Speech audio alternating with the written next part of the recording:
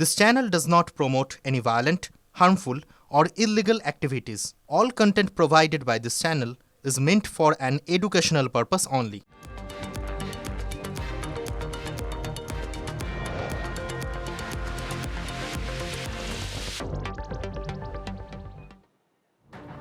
টিভি9 বাংলায় স্বাগত। বেঙ্গল ব্রেকিং নিয়ে আপনাদের সঙ্গে রয়েছে আমি শর্মিষ্ঠা, আর আমার সঙ্গে রয়েছে আমি আজকে এই ঘাটালের এই মুহূর্তে একটা পরিস্থিতির দিকে নজর রাখতে হবে, কারণ এই মুহূর্তে একটা বড় খবর আসছে। রণক্ষেত্র ঘাটাল, কারণটা কি? রোগী মৃত্যুর ঘটনা এবং পুলিশ জনতা খণ্ডযুদ্ধের খবর পাওয়া যাচ্ছে। বিস্তারিত জানাবেন আমার সঙ্গে রয়েছেন সহকর্মী অসীম।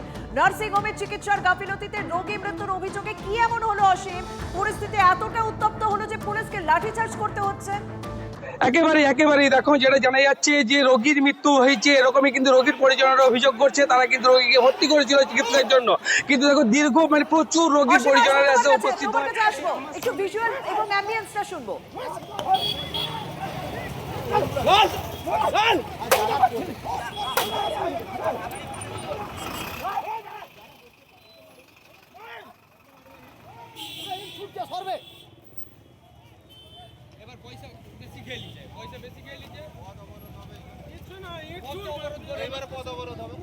পুলিশ জনতা খণ্ডযুদ্ধ, বেসরকারি হাসপাতালে চিকিৎসার গাফিলতিতে রোগী মৃত্যুর অভিযোগ। প্রতিবাদে তুমুল বিক্ষোভকারীদের ছত্রভঙ্গ করতে পুলিশকে লাঠি চালাতে হয়, সেই ভিজুয়ালও আমাদের ক্যামেরা ধরা পড়েছে। পাল্টা ইট বৃষ্টি করা হয় পুলিশকে লক্ষ্য করে, সেই ইটও পড়ে রয়েছে।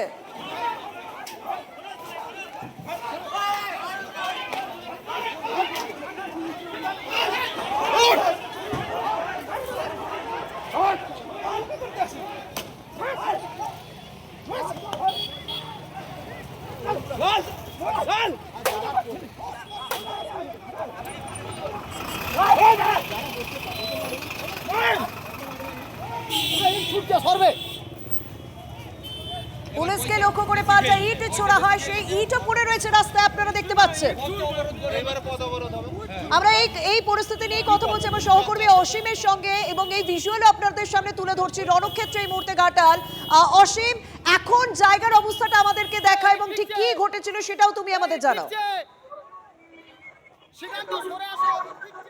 শর্মিষ্ঠা, একেবারেই দেখো, আমরা যেটা দেখাচ্ছি এখানে কিন্তু প্রচুর পুলিশ বাহিনী ইতিমধ্যে উপস্থিত রয়েছে। দেখো, আমরা কিন্তু দাসপুর পুলিশ সূত্রে যেটা জানতে পেরেছি, ইতিমধ্যে এই ঘটনায় আহত হয়েছে 4 জন পুলিশ কর্মী। শুধু 4 জন পুলিশ কর্মী নয়, এই ঘটনায় আহত হয়েছে 2 জন সংবাদ মাধ্যমের কর্মী।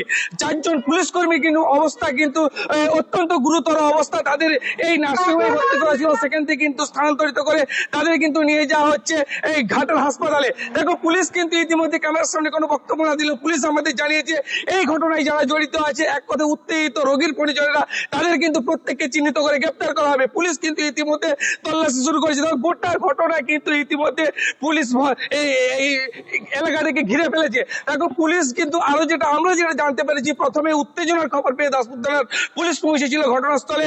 তখন কিন্তু পুলিশ সংখ্যায় কম ছিল, আর সেই সময় রোগীর যে আত্মীয়জন পরিজনেরা, তারা কিন্তু সংখ্যায় বেশি ছিল। তারপরে কিন্তু ঢিল, ইট পাটকেল, তারা এই ধরনের লাঠি তারা কিন্তু ছুটতে শুরু করে, তাতেই কিন্তু আহত হয় পুলিশ ও সংবাদ মাধ্যমের কর্মীরা। দেখো, গোটা ঘটনায় ইতিমধ্যে কিন্তু থমথমে ইতিমধ্যে পুলিশ পুরো এলাকাটাকে ঘিরে রেখেছে। এখন দেখা যাক, পুলিশ এখন আমরা সে ধরনের কোনো খবর পাইনি। গ্রেফতারের কোনো অসীম যে পুলিশ পরিস্থিতি সামাল দিতে রীতিমতো তাড়া করে লাঠি চালায় এবং পাল্টা পুলিশকে লক্ষ্য করে সেখানে ইট ছোড়া হয়, সেই ইটও রাস্তায় পড়ে রয়েছে। সেই ভিজুয়ালও আমরা দর্শকদের সামনে তুলে ধরেছি। রোগী মৃত্যুতে রণক্ষেত্র ঘাটাল। অসীম, তোমার কাছে আমি জানতে চাইবো, যারা সেখানে ভাঙচুর করেছে, যারা সেখানে অশান্তি করেছে, তারা কি প্রত্যেকেই এই ঘাটালের বাসিন্দা, না বাইরে থেকেও লোক এসেছে?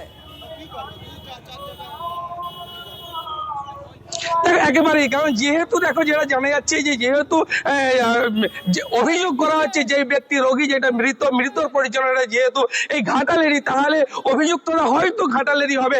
যেহেতু সন্ধ্যে নেমে গিয়েছিল, পুলিশ সূত্রে যেটা আমরা জানতে পারছি, স্থানীয় সিসিটিভি ফুটেজ বা নার্সিংহোমের এই যে সিসিটিভি ফুটেজ, সমস্ত কিছু খতিয়ে রেখে অভিযুক্তদের কিন্তু ছাড়া হবে না, এমনই কিন্তু পুলিশ সূত্রে আমরা জানতে পেরেছি। কিন্তু ঘটনাটা কি ঘটেছিল, হাসপাতাল কর্তৃপক্ষ তারা কি বলছেন, বা যারা ভাঙচুর করেছে তার আগে তাদের ঠিক কি অভিযোগ ছিল? হঠাৎ করে এতটা উত্তপ্ত হলো কেন এলাকা? দেখো শর্মিষ্ঠা, একেবারেই যেটা জানা যাচ্ছে, একজন রোগীকে ভর্তি করা হয়, দুর্ঘটনাগ্রস্ত একজন রোগীকে ভর্তি করা হয়, কিন্তু রোগীর জনেরা যেটা অভিযোগ করে যে নার্সিংহোমে ভর্তি করানোর পরে নার্সিংহোম থেকে কিন্তু সেই ধরনের কোনো সদুত্তর দেওয়া হয়নি যে রোগীর কন্ডিশন কি আছে। এই রোগীর পরিজনেরা তারা যে বলেন তারা কোনো কারণে জানতে পারে যে রোগী মারা গিয়েছে, কিন্তু নার্সিংহোমের তরফ থেকে সেই ঘটনা কিন্তু প্রকাশ্যে আনা হয়নি, এমনই কিন্তু তারা অভিযোগ করে। আর সেই অভিযোগকে ঘিরে ধীরে ধীরে করে উত্তপ্ত হতে থাকে এলাকা, তারপরেই কিন্তু এই রণক্ষেত্রের পরিস্থিতি তৈরি হয়, এটাই কিন্তু জানা যাচ্ছে। এখনো পর্যন্ত নার্সিংহোমের তরফ থেকে কিন্তু আমরা কোনো প্রতিক্রিয়া পাইনি। আমরা প্রতিক্রিয়া পাওয়ার পরে সেই প্রতিক্রিয়া কিন্তু আমরা দর্শকের রণক্ষেত্র ঘাটার সেই ছবি আপনাদের সামনে তুলে ধরলাম। রোগী মৃত্যুকে কেন্দ্র করে পরিস্থিতি উত্তপ্ত হয়ে ওঠে, পুলিশ লাঠিচাড়ায়, পাল্টা পুলিশকে লক্ষ্য করে ইট ছোড়া হয় বলে অভিযোগ।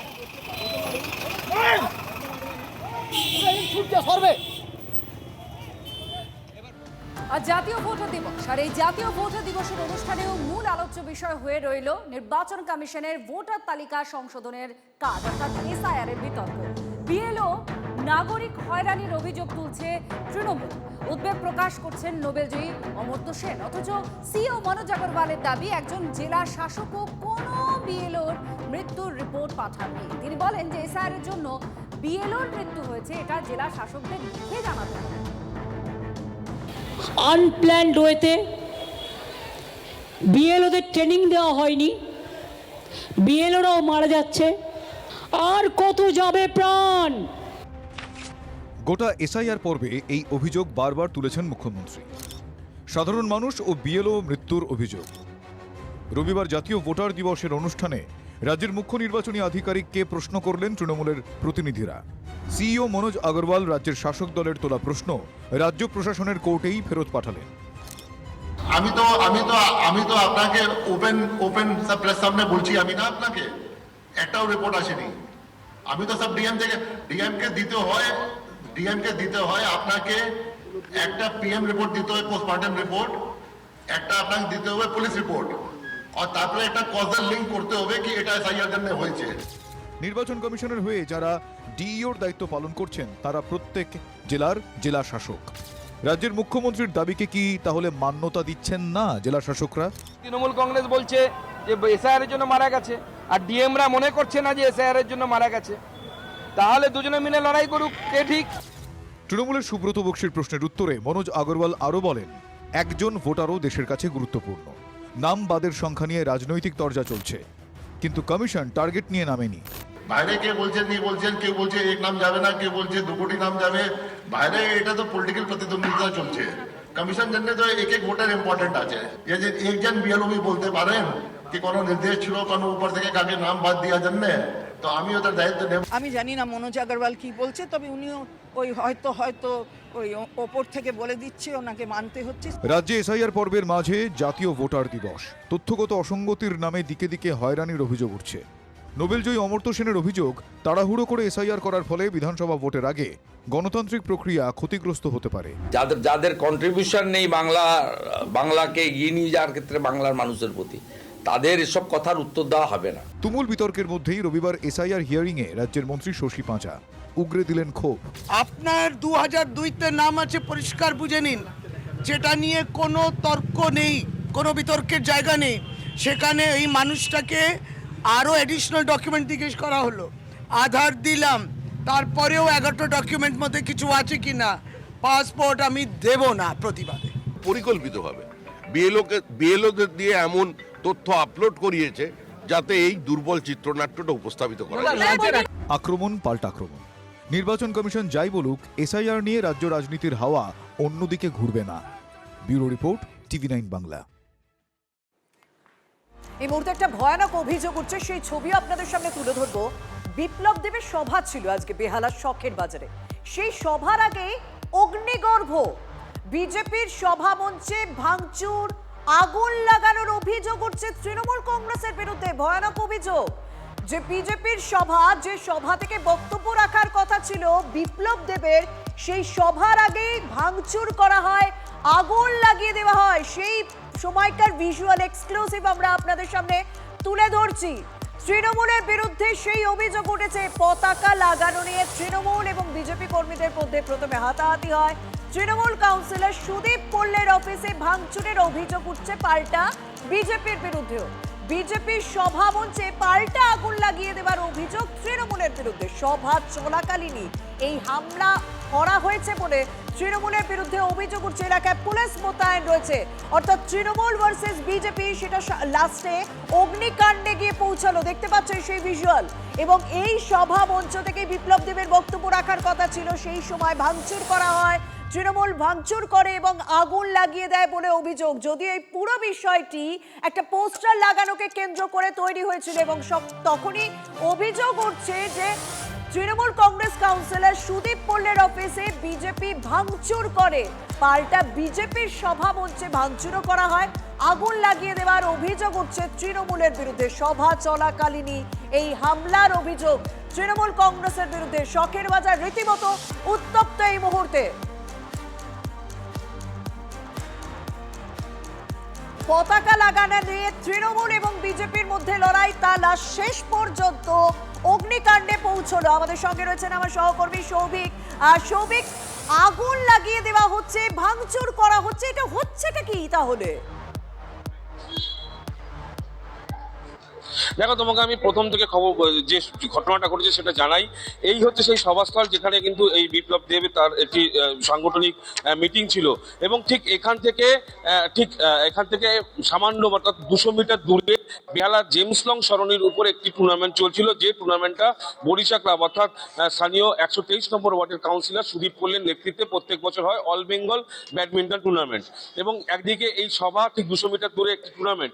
আজকে ঠিক এই সভা শুরুর আগে এই ডিএচ রোডের উপরে দলীয় পতাকা লাগানো নিয়ে কিন্তু দুতরফের মধ্যে একটা বচসা তৈরি হয় এবং তারপরে যেমনটা সূত্র মারফত জানা যাচ্ছে যে বিজেপির বেশ কয়েকজন, প্রায় 20 থেকে 25 জন লোক, যারা কিন্তু যেটা অভিযোগ করছে দলীয় পতাকা নিয়ে যেখানে টুর্নামেন্ট হচ্ছিল সেইখানে গিয়ে তারা ভাঙচুর চালায়, যারা টুর্নামেন্ট অর্গানাইজ করছিল তাদের উপর চড়াও হয়। এবং তার ঠিক কিছুক্ষণ পরে তৃণমূলের সমস্ত লোকজন এসে এই যে সভাস্থল যেটা এখন দেখানো হচ্ছে, এই সভাস্থলে কিন্তু অগ্নিসংযোগ করে, চেয়ার টেবিল ভাঙচুর করে। প্রথম অবস্থায় যে পরিমাণে পুলিশ ছিল সেটা অনেকটাই কম, পরবর্তীকালে পুলিশের সংখ্যা বাড়ানো হয়, ফায়ার ব্রিগেডের একটা ইঞ্জিন এসে আগুন নিয়ন্ত্রণে আনে।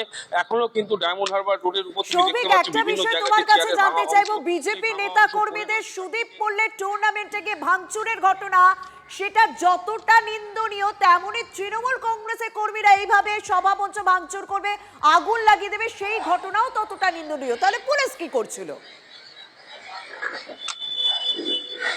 এখানেই হচ্ছে প্রশ্ন। যখন পুলিশ বুঝতে পারছিল যে এই ঘটনার ঠিক আগে, যখন এই সভা মঞ্চ তৈরি হচ্ছিল তার ঠিক আগে দুই পক্ষের মধ্যে বচসা তৈরি হয়,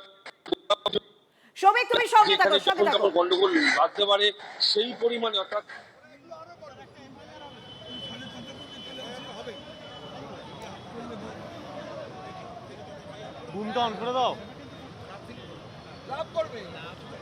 আমরা শোনাবো সেখানকার বক্তব্য, অবশ্যই শোনাবো। পরিস্থিতি রীতিমতো উত্তপ্ত হয়ে উঠেছে, সেই ফোন করো অফিসকে, সেই ছবি এবং বক্তব্য আপনাদের সামনে তুলে ধরবো।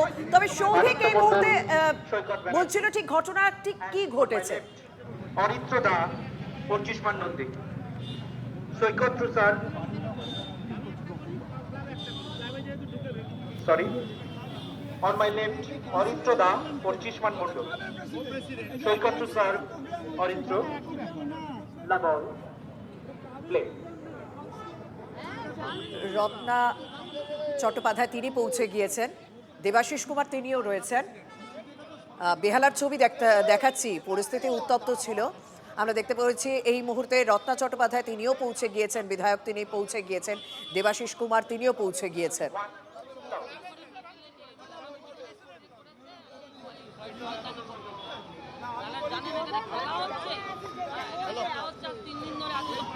আমরা অবশ্যই তাদের বক্তব্য আপনাদের সামনে তুলে ধরার চেষ্টা করব। তারা এই মুহূর্তে সেখানে বসে আলোচনা করছেন। সুশোভনও আমার সঙ্গে রয়েছেন। সুশোভন, আমি দেখতে পাচ্ছি রত্না চট্টোপাধ্যায়, দেবাশিস কুমার তারা পৌঁছে গিয়েছেন, একটু যদি তাদের সঙ্গে কথা বলা সম্ভব হয়।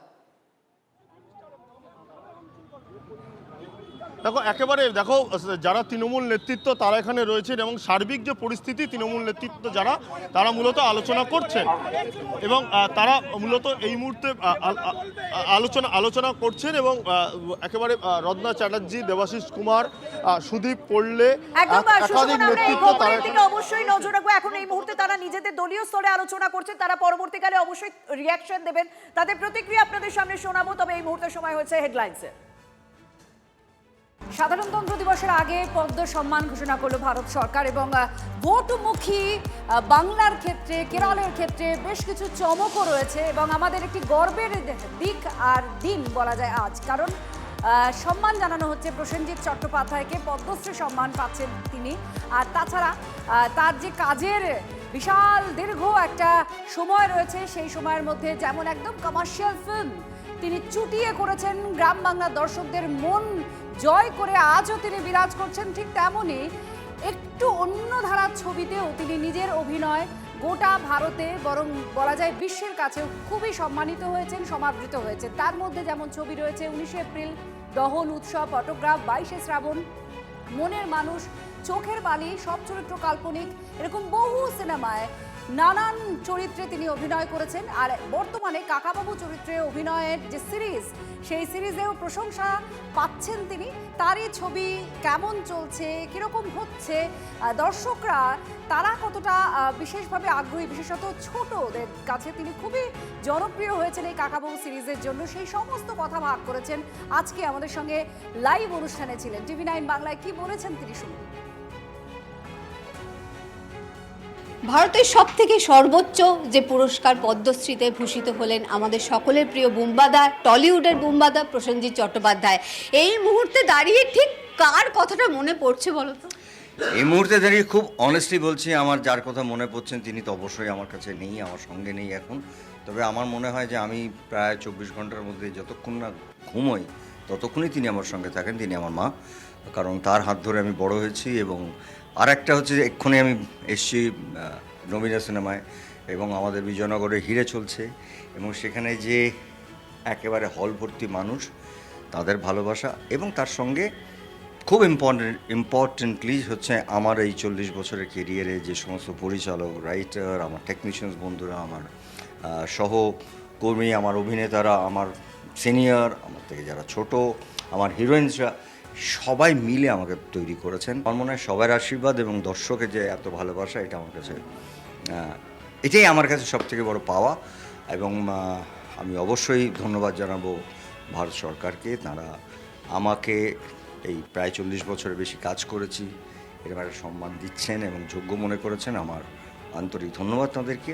আমি চেষ্টা করব ভবিষ্যতে আরও ভালো কাজ করার। বোধা কিছুক্ষণ আগে যখন দর্শকদের সামনে ইন্দ্রদীপদা জানালো তোমার এই পদ্মশ্রী পাওয়ার কথা, তখন কিন্তু দর্শকদের মধ্যেও কিন্তু ভীষণ আনন্দ পেয়েছে। মানে তারা সকলে যেন মনে হচ্ছে তাদের বাড়ির ছেলে পেয়েছে। এই যে ভালোবাসাটা, এত বছর ধরে টলিউডে তুমি কাজ করেছো, বলিউডে প্রচুর কাজ তুমি ছেড়ে দিয়েছো, সেখানে দাঁড়িয়ে তুমি টলিউডে কাজ করেছো, এই ভালোবাসাটা আজকের দিনে দাঁড়িয়ে তুমি কিভাবে এক্সপ্রেস করো? দেখো, প্রথম কথা আমি বলছি, আমি নিশ্চয়ই এটা খুব সম্মানের একটা জায়গা এবং অনেস্টলি বলছি, আমার সঙ্গে যারা থাকেন, আমার ছেলে, আমার পরিবার, আমার বন্ধুবান্ধব, এটা সবাই খুব ইমোশনাল একটা জায়গা। তবে আমার কাছে গর্বের জায়গা যে আমি শুধুমাত্র বাংলা ভাষায় অভিনয় করে এটা পেয়েছি। এইটুকু যে সম্মান আমি আনতে পেরেছি আমাদের, আমি বলবো এটা আমার নয়, এই সম্মানটা আমি এখানে মানে আমাদের বাংলা ফিল্ম ইন্ডাস্ট্রিতে আনতে পেরেছি। এইটাই আমার কাছে সবথেকে ভালো লাগার জায়গা। আর সত্যি কথা বলছি, আমার যে যারা ছবি দেখছিলেন, একটা মানুষ যদি গত 30 বছর ধরে আস্তে আস্তে প্রসেনজিৎ থেকে বুম্বা হয়ে যায় বা বুম্বা দা হয়ে যায় বা বুম্বা কাকাও হয়ে যায়, আমার আপত্তি নেই, কিন্তু বুম্বা হয়ে যায়, আমার মনে হয় এটা ইটসেলফ একটা দ্য বিগেস্ট ব্লেসিং আমি বলবো। TV9 বাংলার তরফ থেকে তোমাকে অনেক অনেক শুভেচ্ছা এবং ভালোবাসা থাকলো এবং আপনারাও কিন্তু বুম্বাদাকে এরকমভাবেই ভালোবাসবেন এবং এই যে একটা সর্বোচ্চ সম্মান, এটা পেয়ে বুম্বাদার সঙ্গে সঙ্গে কিন্তু টলিউড ইন্ডাস্ট্রির সকলেই কিন্তু ভীষণভাবে গর্ব অনুভব করছে। ক্যামেরায় রজতের সঙ্গে সুচরিতা, TV9 বাংলা, কলকাতা। আবার বেহালার দিকে নজর রাখতে হচ্ছে। বিপ্লব দেবের সভার আগে অগ্নিগর্ভ বেহালার শখের বাজার, আর সেখানে তৃণমূল আর বিজেপির মধ্যে সংঘাতের ছবি সামনে এসেছে, যেখানে বিজেপি অভিযোগ করছে তাদের সভা মঞ্চে আগুন লাগিয়ে দিয়েছে তৃণমূল। আর তৃণমূলের তরফ থেকে অভিযোগ করা হচ্ছে তাদের ওপরে প্রথমে হামলা চালিয়েছে বিজেপির লোকজন। এই মুহূর্তে অগ্নিগর্ভ পরিস্থিতি হয়ে রয়েছে। সুশোভন আমাদের প্রতিনিধি জানাচ্ছিলেন, কারণ বিধায়করা সেখানে রয়েছেন, শাসক দলের বিধায়করা তারা নিজেরা কথা বলছেন, আর এই মুহূর্তে পুলিশও রয়েছে, আর দমকলের কর্মীরা তারা লাগাতার চেষ্টা করেছেন এই আগুন নেভানোর জন্য। এই মুহূর্তে পরিস্থিতি কি রয়েছে? সুশোভন আমাদের প্রতিনিধি রয়েছেন আমাদের সঙ্গে। সুশোভন, এই মুহূর্তে কি পরিস্থিতি? কারণ আমরা দেখছিলাম রত্না চট্টোপাধ্যায়, দেবাশিস কুমার, কাউন্সিলর তারা সকলেই কথা বলছেন, কি হয়েছে এখন? দেখো, কিছুক্ষণ আগে পর্যন্ত এই ডায়মন্ড হারবার রোড তা একেবারে অবরোধ করে রাখা হয়েছিল তৃণমূলের তরফ থেকে। তারাই বললো এই অবরোধ তারা তুলে নিচ্ছে, এবং এই মুহূর্তে দাঁড়িয়ে সার্বিক যে পরিস্থিতি, একদিকে যেমন গাড়ি চলাচল শুরু হয়েছে, অন্যদিকে তোমাকে মঞ্চ দেখানোর চেষ্টা করব। তুমি দেখতে পাচ্ছ যে মঞ্চের সামনে একেবারে যেখানে অগ্নি সংযোগের চেষ্টা হয়েছিল তা কিন্তু দমকল কর্মীরা একেবারে নিয়ন্ত্রণ আনতে পেরেছে। আগুন কিন্তু নিয়ন্ত্রণ আনা বর্তমানে সম্ভব হয়েছে, এবং অন্যদিক থেকে যেটা তৃণমূলের তরফ থেকে অভিযোগ নিয়ন্ত্রণে রয়েছে। আমরা শোনাবো দেবাশিস কুমার, তিনি ছিলেন ওখানে, কি বলছেন শুনুন। যখন এসআইআর প্রায় শেষ গোড়ায় বুঝতে পারছেন যে এসআইআরটা তাদের ভোটে জেতার পক্ষে সহায়ক হবে না, এই হতাশা থেকেই আজকে তার বহিঃপ্রকাশ। এবং যার নেতৃত্বে হয়েছে আমরা শুনলাম, সে বিপ্লব দেবলাকে এখানে ছিলেন, তারই সভা করার এখানে সভা করছিলেন। এই ধরনের ভাঙচুর গুন্ডামি একটা দল তার কী চরিত্র হতে পারে আজকের ঘটনা তার প্রমাণ করে দিয়ে। ক্লাব যথাযথ ব্যবস্থা পুলিশের কাছে গ্রহণ যাবে পুলিশের ব্যবস্থার জন্য। আর আমরা রাজনৈতিক দল হিসাবে আগামী 27 তারিখ এখানে প্রতিবাদ সভা করব। মঞ্চটা বাঁধতে পারলো কী করে? গণতন্ত্র আছে বলেই তো। যদি মঞ্চ বাঁধতে আমরা দিই তাহলে ভেঙে দেবো কেন? তাহলে তো আগেই বাঁধতে দিতাম না। মঞ্চ যখন বাঁধা যায় পশ্চিমবাংলায়, সভাও করা যায়, তখন নিজেরা ঘটনা ঘটিয়েছেন আগে। এই ক্লাব ভাঙচুরের পরে স্বতঃস্ফূর্তভাবে কিছু ঘটনা যদি সাধারণ ক্লাবের লোকেরা ঘটিয়ে থাকতে পারে, সাধারণ মানুষ ঘটিয়ে পারতে পারে, তার দায় তৃণমূলের নয়। মানে শুধু সুপরিকল্পিত নয়, তারা একদম জেনে করেছেন, এবং এটা হতাশা থেকে এসছে।